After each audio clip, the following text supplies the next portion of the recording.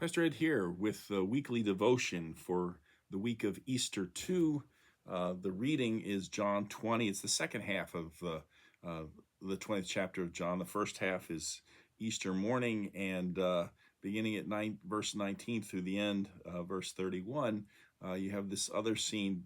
Most of us probably remember it mostly for Thomas, the doubting Thomas, that he wasn't there when Jesus appeared to the disciples, but he was there a week later, and so forth. So if you want to read that, pause this and read that, and set the context, I guess, for what I'm about to say. Well, in a bizarre sort of way, the movies of Mel Gibson, two in particular, actually inspired this week's devotion. Now, I know that sounds really strange, but just be patient and bear with me. You see, back in 1992, Gibson starred in a movie entitled Lethal Weapon 3. Perhaps you remember it, maybe not. Anyway, it was the third installment of his popular series of buddy cop movies that he starred in with Danny Glover, where Gibson played this character, a police officer named Martin Riggs. Well, in this third installment, Riggs finally met his match, a female version of himself, as a matter of fact, a woman cop named Lorna Cole, played by Renee Russo. And in one of the early scenes, the Gibson and Russo characters start comparing all the battle scars that they've accumulated over the years as cops, knife and gunshot wounds in particular, each trying to outdo the other. Well, that got me to thinking. You see, I have a bunch of battle scars too. For instance, I was born with a lazy left eye. And so when I was about 5 years old or so, they operated to correct it, primarily for cosmetic purposes. Well, it really didn't change my vision, but so that I could actually look at people straight on and not have them think I was looking somewhere else, although it still has a tendency to turn outward when I'm overtired, which is pretty much all the time these days. You may even see it as you're watching this video. And while they're not visible, I assume that I have some scar tissue in and around those eye muscles that were operated on back then. And then there's a scar, one that is visible on my left forearm, where I had a boil when I was 9 years old, and the doctor had me soak the arm in hot water mixed with Epsom salts that drew all the pus out. Like many young boys that age, I suppose I thought that watching the long strands of white pus just oozing out of my arm into the water was something really cool to see. A few years later, I grabbed my dad's hatchet when he wasn't looking, tried to chop a small piece of wood that I was holding with my right hand, but I missed and sunk the hatchet into my right thumb instead, and I still have the scar to prove it. Remind me of that lapse in good judgment not to mention tool safety. And then, of course, there's my sports-related scars. A broken right wrist from playing freshman basketball and blocking the shot of an African-American player who says white men can't jump anyway. In fact, this black player was so surprised and embarrassed at having his fast break layup rejected by some skinny white kid that he pushed me while I was still up in the air, and I landed hard on my right wrist, breaking it. Worst sports injury I ever had, actually. In football, I accumulated some stitches in my right elbow, some more on my chin.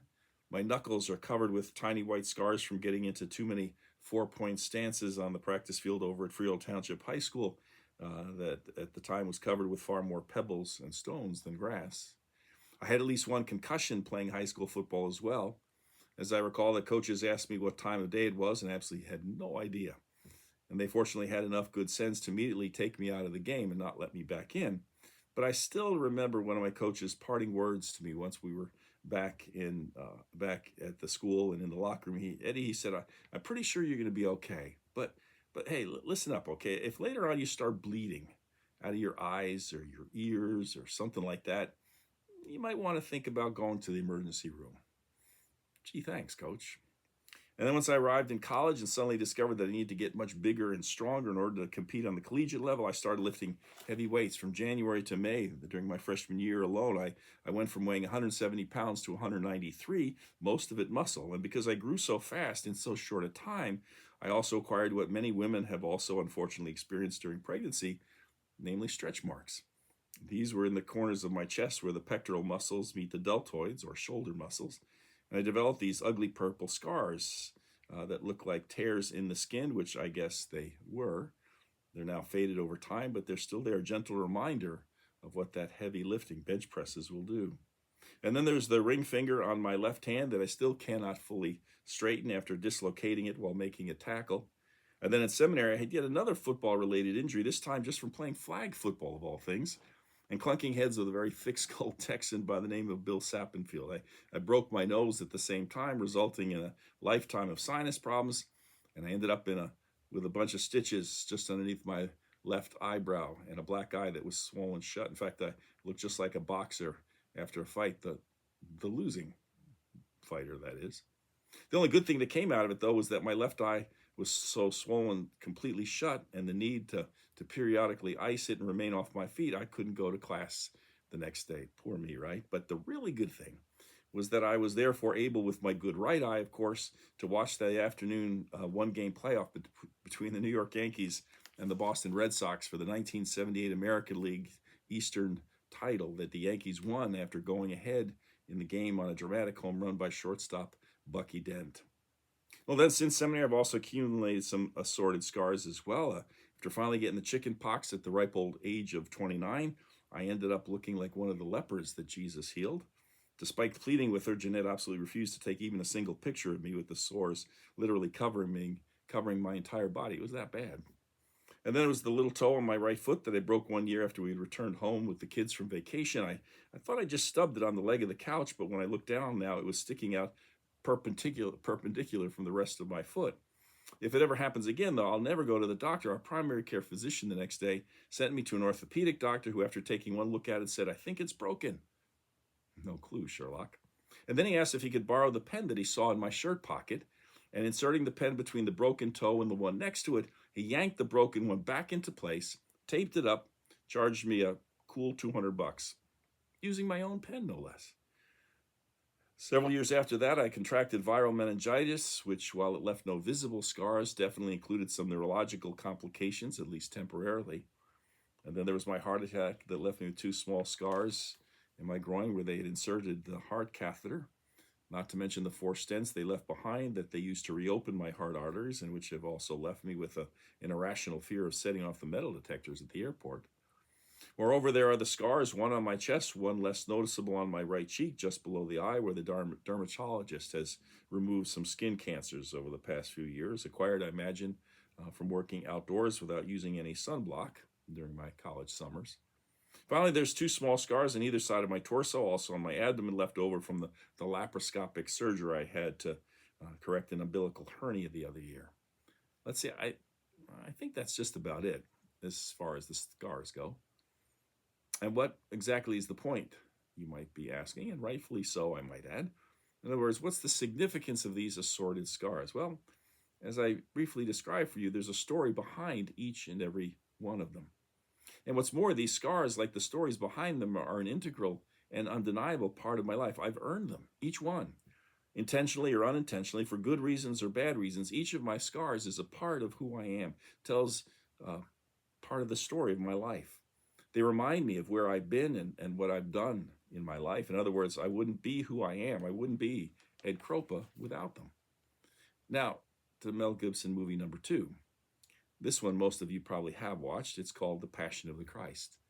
In the very final scene, the stone is rolled away from the opening of the tomb. The linen burial cloths are depicted off by themselves. There's a close-up of the risen Jesus' profile, all the while the background music and beat keep increasing and intensifying until finally Jesus stands up, but with the camera not moving, and we have a brief shot of his right hand, which allows us to actually see the scar that was left behind after he was nailed to the cross. That's to say, in Gibson's movie, The Passion of the Christ, the risen Jesus is a scarred Jesus. He's conquered death and the grave, but he still bears on his body the scars of his suffering and death.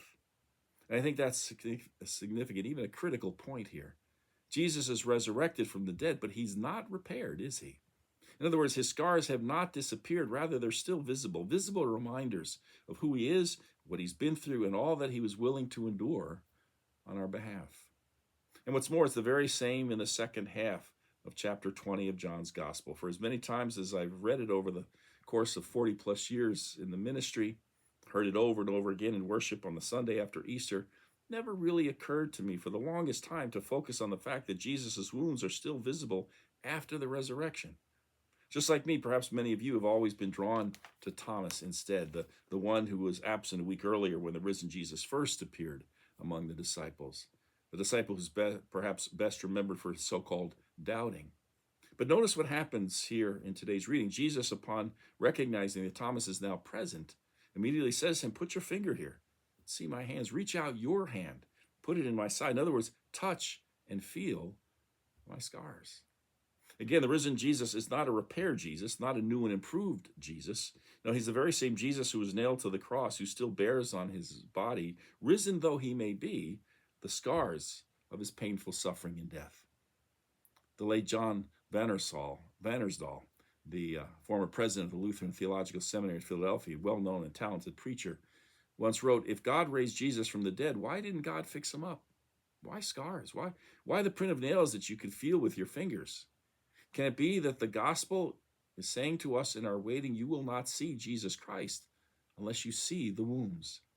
Somehow we must understand," he writes, "that the resurrected Jesus or Christ is forever the wounded Christ, living but never fixed up, not bound by death, yet scarred for eternity." James Harnish, the senior pastor at Hyde Park United Methodist Church in Tampa, Florida, adds to the conversation on this point when he writes, "I'm stunned by the way Jesus showed them his hands and his side. I'm shaken by his invitation to touch the wounds. I'm shocked by his scars." Referring to Thomas and our usual interpretation of this passage, he goes on and continues, "I could deal with doubt, but those ugly marks of human suffering on the body of the risen Christ blow me away. There are times," he says, "when I wish I had a different story, times when I would prefer a resurrection in which the power of God massaged away those ghastly reminders of his human suffering and pain. As a child in the 1950s, he says, I've had moments when I wish that the risen Christ were a divine Superman, faster than a speeding bullet, more powerful than a locomotive, able to leap tall buildings in a single bound. I've imagined Jesus to be a strange visitor from a distant planet with powers and abilities far beyond those of mortal men who, disguised as Clark Kent, fights the never-ending battle for truth, justice, and the American way. That may be the Christ I want, but the Christ I get in the Gospels," he concludes, "is recognized by his scars." Again, why? Why the scars? Why no repair job on the risen Jesus? Why? But think about it. A Jesus without scars is a Jesus without a story, a Jesus totally removed and separated from his passion and death. And a Jesus separated from his passion and death, a Jesus removed from his suffering on the cross, is no Jesus at all. Certainly not a resurrected Jesus, certainly not therefore our Savior and Lord either. The author of Hebrews did not write it by accident when he proclaimed it was fitting that God, for whom and through whom all things exist, in bringing many children to glory, should make the pioneer of their salvation perfect through sufferings. That same James Harnish I quoted just a moment ago, but now in a different article, refers to a sentence written by novelist Ernest Hemingway. It goes like this: "The world breaks everyone, and afterward many are strong at the broken places." As to say, scars are what's left over from old wounds. Scars are signs of healing. Scars are always ugly, writes Harnish, but they continue to remind us of all that we've been through. My scars, of course, are simply a daily reminder of what I've been through and the wounds and illnesses that I've suffered from during my lifetime. But far more importantly, Jesus' scars are a constant reminder for us of what he's been through on our behalf and the difference that now makes in our own lives. As we read in Isaiah 53, verses 4 through 5 in the Good Friday liturgy, "Surely he has borne our infirmities and carried our diseases. He was wounded for our transgressions, crushed for our iniquities. Upon him was the punishment that made us whole, and by his bruises we are healed." Jesus' scars remind us of what he has been through for us. The scars of the risen Jesus remind us of how we've been healed by his wounds. In Bread for the Journey, Henry Nouwen writes that Jesus invites us to embrace our brokenness as he embraced the cross and live it as part of our mission. He asks us not to reject our brokenness as a curse from God that reminds us of our sinfulness, but to accept it, put it under God's blessing for our purification and sanctification. Thus, our brokenness can become a gateway to new life. In other words, because we are broken people carrying around with us inside and out, visibly and invisibly, the scars of our own pain and suffering, we are now drawn to the crucified and risen Christ, who bears on his body the scars of the entire world. the scars of our sin and unfaithfulness. And as the scriptures proclaim, in the healing that the scars of the risen Christ represent, we too can be healed. John Vandersdal again reminds us that the deaf have a sign for Jesus.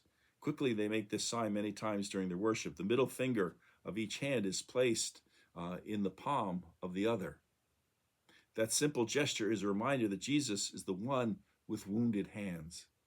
And when they touch the place, they remember. In other words, they hear the name in their own flesh. Little boy and his father were once driving down a country road on a beautiful spring afternoon, and suddenly out of nowhere a bumblebee flew in the car window. And since the little boy was deathly allergic to bee stings, he became petrified. But the father quickly reached out, he grabbed the bee, squeezed it in his hand, and then released it. But as soon as he let it go, the young son became frantic once again as it buzzed by the little boy.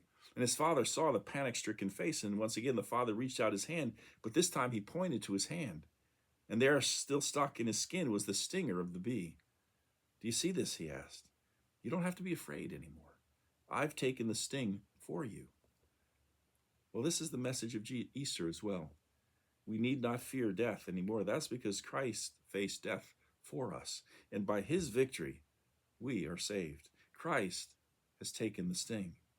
In 1 Corinthians 15, verse 55, a chapter where he talks about the significance of the resurrection for our lives, Paul asks, "O death, where, O death, is your victory? Where, O death, is your sting?" Someone once wrote, Christ has taken the stinger for us, and we can see it in his scarred and wounded hands. Amen. Have a great rest of your week. We'll continue to celebrate Easter once again this coming Sunday. Hope you can join us. Until then, take care.